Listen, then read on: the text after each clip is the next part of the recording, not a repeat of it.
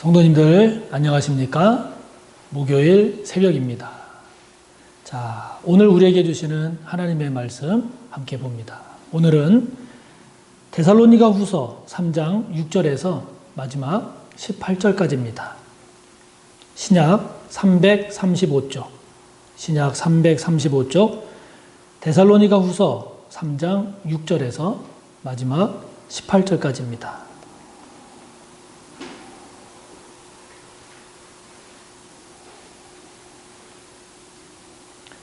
봉독하겠습니다. 형제들아, 우리 주 예수 그리스도의 이름으로 너희를 명하노니 게으르게 행하고 우리에게서 받은 전통대로 행하지 아니하는 모든 형제에게서 떠나라.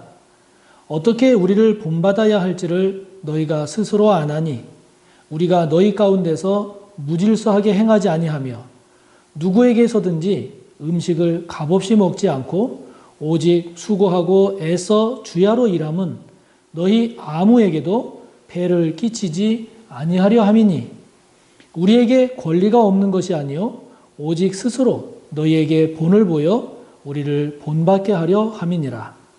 우리가 너희와 함께 있을 때에도 너희에게 명하기를 누구든지 일하기 싫어하거든 먹지도 말게 하라 하였더니 우리가 들은즉 너희 가운데 게으르게 행하여 도무지 일하지 아니하고 일을 만들기만 하는 자들이 있다 하니 이런 자들에게 우리가 명하고 주 예수 그리스도 안에서 권하기를 조용히 일하여 자기 양식을 먹으라 하노라. 형제들아, 너희는 선을 행하다가 낙심하지 말라.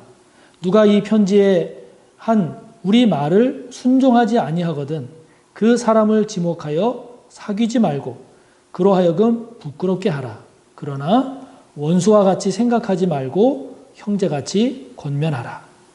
평강의 주께서 친히 때마다 일마다 너희에게 평강을 주시고 주께서 너희 모든 사람과 함께 하시기를 원하노라. 나 바울은 친필로 문안하노니 이는 편지마다 표시로서 이렇게 쓰노라. 우리 주 예수 그리스도의 은혜가 너희 무리에게 있을지어다. 아멘. 자, 오늘 이제 데살로니가 후서의 맨 마지막 부분입니다. 자, 오늘 말씀을 보면 사도 바울이 데살로니가 후서를 쓰게 된 가장 중요한 내용, 주제를 언급하고 있음을 우리가 보게 됩니다. 오늘 사도 바울은 6절에서 아주 엄하게 명령하고 있습니다. 명하고 있습니다. 무엇을요? 이러이러한 형제들에게서는 떠나라. 그런 사람들과의 관계는 정리해라. 이렇게 아주 엄하게 명하고 있는데 그런 사람들은 어떤 사람들이냐 하면 게으르게 행하고 우리에게서 받은 전통대로 행하지 아니하는 형제들이다 하는 거예요. 이 사람들은 11절을 가보면 아주 게으르게 행합니다. 게으르게 행하고 도무지 일을 안 해요. 일을 안 하는 게 이게 그냥 놀고 먹고 자고 이런 것이 아니라 이들이 일을 안 한다고 하는 것은 쓸데없는 일을 만드는 일에 힘쓴다는 겁니다. 거기 일을 만들기만 하는 자들이라는 표현은 쓸데없는 일을 만드는 이런 사람들입니다. 또 자기가 해야 될 일은 안 하고 남의 일에만 참견을 하는 그런 사람들인데요. 이 사람들이 왜 이렇게 해야 할 일을 안 하고 게으른 이런 표현까지 듣는 이런 사람들이 되었는가? 왜 이 사람들이 자기가 해야 될 일들은 안 하고 남의 일에만 참견을 하고 쓸데없는 일을 만드는 그런 사람들이 되었는가? 그거는 앞선 2장 2절에서 봤듯이 이른바 임박한 종말론. 즉 주님께서 이제 곧 오신다. 금방 세상의 종말이 온다. 이러니까 이들에게 맡겨진 사명을 이들이 충실하게 감당하는 게 아니라 이렇게 해야 될 일을 안 하고 오히려 쓸데없는 일거리만 만드는 이런 삶의 태도를 보이고 있다 하는 거죠. 사도 바울은 그런 사람들에게서 떠나라. 아주 엄하게 이렇게 명령을 하고 있는 겁니다. 그러면 어떤 것이 바른 자세인가? 8절에 나오는 것처럼 사도 바울이 보여주고 있는 모습이죠. 어떤 모습입니까? 오직 수고하고 애써 주야로 일하는 사도 바울의 모습. 다시 말하면 주님의 날이 오면 올수록 그거를 생각하면 할수록 내가 해야 될 일을 더 충실히 주님이 언제 오시더라도 그 주님을 기꺼이 맞이할 수 있는 그런 자세와 태도로 맡겨진 사명을 더욱더 충실하게 감당하는 것, 이것이 종말에 대한 주님의 재림을 기다리는 성도로서의 태도다 하는 거죠. 그렇지 않고 지금 책망하고 있는 이런 사람들처럼 주님이 곧 오시니까 해야 될 일 안 하고 그냥 쓸데없는 일을 하고 이런 자세를 지금 사도 바울은 책망하고 있는 거죠. 지난번에 말씀드린 대로 종말론의 핵심은 또 종말론과 관련된 그리스도인들의 가장 바람직한 태도는 때와 시기에 대해서는 신경 쓰지 말아라 하는 거예요. 그건 하나님의 영역이기 때문에 뭐 주님이 언제 오신다, 몇 월 며칠이다, 또는 뭐 특별한 계시를 받았다. 다 거짓말입니다. 다 이단입니다. 그것이 중요한 게 아니라 주님이 언제 오시든 그 주님을 맞이할 수 있는 경각심과 깨어있는 자세로 맡은 바 사명에 더욱 충실할 것이, 그것이 바로 바람직한 그리스도인의 모습인 거죠. 사람이 무엇인가 게으르고 그리고 무질서하고 다른 일을 하게 될 때는 핑계를 대요. 다른 이유를 댑니다. 그러므로 저와 여러분도 지금까지 쭉 이렇게 지내오시다가 좀 흐트러졌다. 또 지금까지 살아오던 그 삶에서 우리가 좀 더 게을러졌다. 그럴 때는요, 나름대로 자꾸 이유를 대요. 나쁜 이유를 대요. 불합리한 이유를 댄다고요. 그것이 우리를 자꾸 합리화시켜요. 핑계를 맞는단 말이죠. 바람직하지 못한 자세입니다.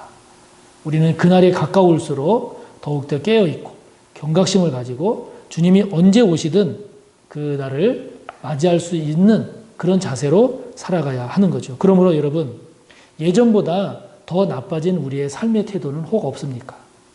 예전보다 더 무질서해진 우리의 모습은 없습니까? 왜 그렇게 됐나요? 자꾸 이유를 댄단 말이에요.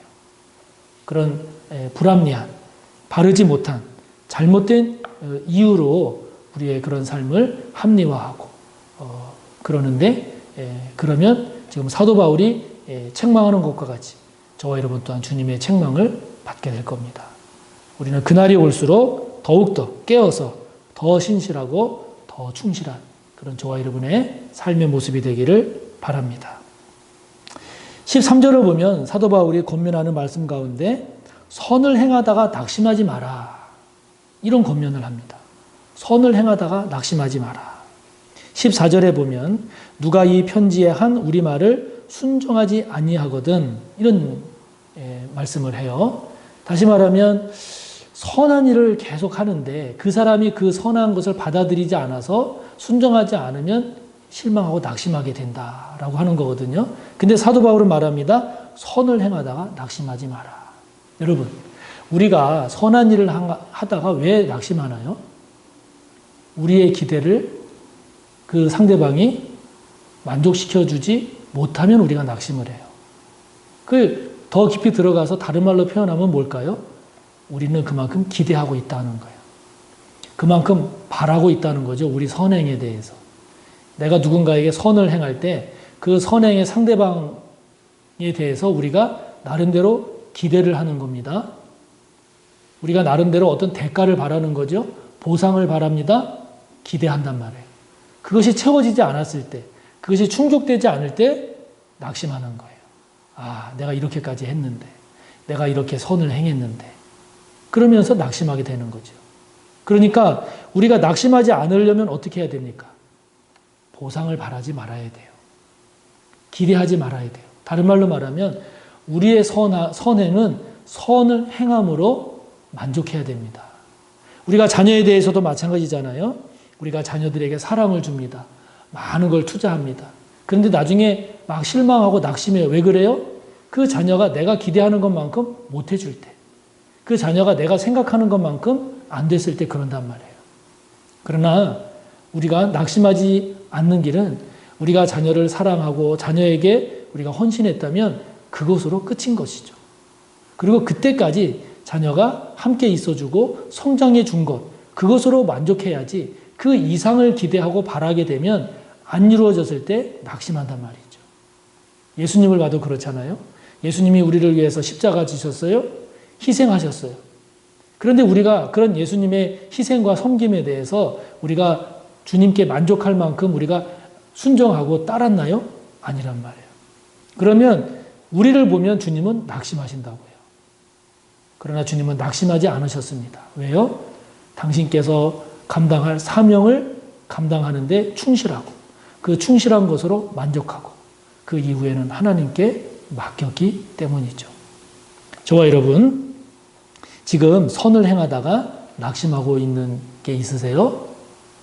왜 낙심하고 있나를 잘 생각해 보세요. 기대하기 때문입니다.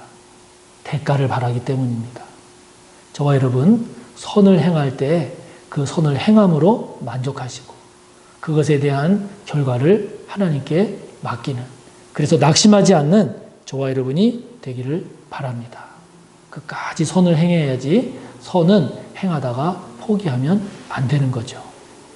자, 16절 말씀 가운데 사도 바울의 이런 표현이 있습니다. 평강의 주께서 친히 때마다 일마다 너에게 평강을 주시고. 저는 이 때마다 일마다 참 좋아합니다. 이 표현을. 우리는 주님과의 관계에 있어서 뭐 큰 일이 있을 때 또는 중요한 일이 있을 때 그럴 때 주님을 찾는 경향이 많지요. 그러나 주님은 때마다 일마다 주님 찾기를 원하세요. 또 주님은 우리에게 좋은 것을 주실 때 때마다 일마다 좋은 것 주기를 원하세요. 저와 여러분이 주님과의 관계에 있어서 그냥 큰 일이 있을 때만 주님을 찾고 중요한 일이 있을 때만 주님을 찾고 또 어떤 경우에는 뭐 이런 시시콜콜한 것까지 다 주님께 이야기를 해야 되나, 이런 사소한 것까지 다 주님께 기도하고 아뢰고 구해야 되나, 이렇게 생각하기가 쉬운데요. 안 그렇습니다. 지금 말씀하잖아요. 때마다 일마다 순간순간 고비고비 주님을 찾고 주님과 동행하고 또 주님께서 그렇게 우리의 삶에 구체적으로 그렇게 세밀하게 개입하실수록 우리에게 은혜고 복이 되는 거죠. 여러분, 주님을 어떻게 찾고 계세요? 아쉬울 때만 찾으세요? 큰일이 있을 때만 찾으세요? 그러지 말고 때마다, 일마다, 순간순간 고비고비 주님을 찾고 또 주님과의 교제가 그렇게 이루어져서 풍성한 주님과의 그런 교제를 통해 풍성한 은혜, 풍성한 복의 주인공들이 되는 우리 모두가 꼭 되시기를 바랍니다. 오늘도 함께 나눈 말씀 생각하며 꼭 기도하시기 바라고 오늘도 힘써 하나님 앞에 기도하며 나아갑시다. 감사합니다.